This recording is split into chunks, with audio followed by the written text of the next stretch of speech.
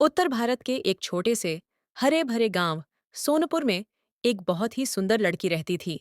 उसका नाम था काव्या। काव्या जितनी सुंदर थी उतना ही उसका मन भी निर्मल था। बड़ी बड़ी आंखें, लंबे काले बाल और चेहरे पर हमेशा एक सुकून देने वाली मुस्कान। वह अपने माता पिता की इकलौती संतान थी और घर गृहस्थी में माँ का हाथ बंटाती थी।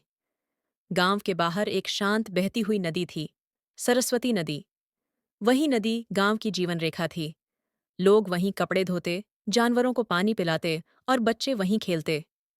एक दिन दोपहर के समय काव्या अपनी सहेलियों के साथ नदी किनारे कपड़े धोने गई। हंसी मजाक करते हुए समय कब बीत गया पता ही नहीं चला। काव्या ने पानी से भरा घड़ा उठाया, तभी उसका पैर फिसल गया। आह! और देखते ही देखते वह तेज बहाव वाली नदी में गिर पड़ी। काव्या को तैरना नहीं आता था। वह घबराकर हाथ पांव मारने लगी।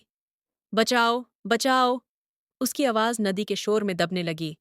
सहेलियां चीखने लगीं, लेकिन कोई पास नहीं था जो तुरंत मदद कर सके। उसी समय गांव के रास्ते से एक युवक गुजर रहा था।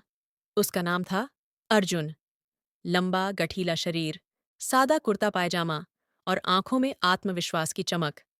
वह पास के गांव से अपने मामा के घर आया हुआ था। अर्जुन ने किसी के चीखने की आवाज सुनी।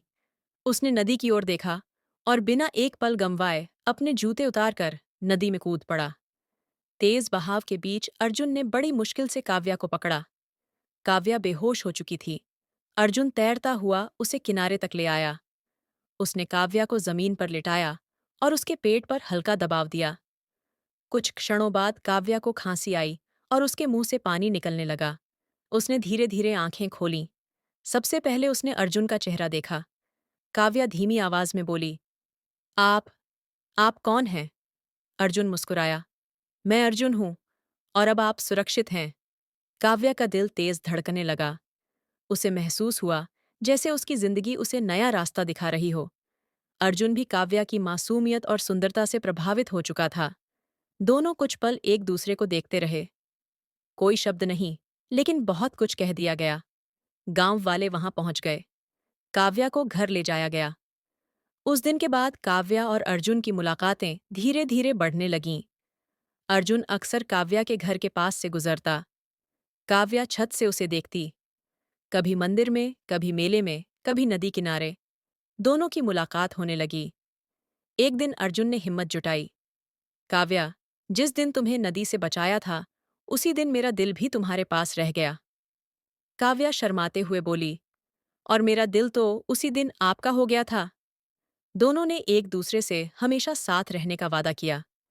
शुरुआत में काव्या के पिता को यह रिश्ता मंजूर नहीं था।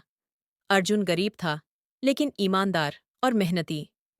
अर्जुन ने मेहनत करके खेतों में काम किया, कुआं खुदवाया और गांव के लिए बहुत कुछ किया। धीरे धीरे सब अर्जुन की इज्जत करने लगे। एक दिन काव्या के पिता ने कहा, बेटा अर्जुन, तुमने साबित कर दिया कि तुम मेरी बेटी को खुश रख सकोगे। पूरे गांव में धूमधाम से शादी हुई। ढोल नगाड़े बजे। काव्या लाल जोड़े में दुल्हन बनी। अर्जुन साफे में दूल्हा। दोनों साथ फेरे लेकर हमेशा के लिए एक हो गए।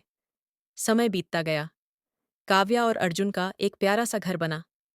कुछ सालों बाद उनके दो बच्चे हुए, एक बेटा आदित्य और एक बेटी अनन्या। घर बच्चों की हंसी से गूंजने लगा।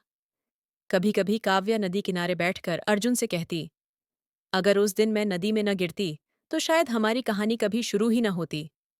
अर्जुन मुस्कुराकर जवाब देता, और अगर मैं उस रास्ते से न गुजरता तो मेरी जिंदगी अधूरी रह जाती। दोनों एक दूसरे का हाथ थामे सूर्यास्त देखते।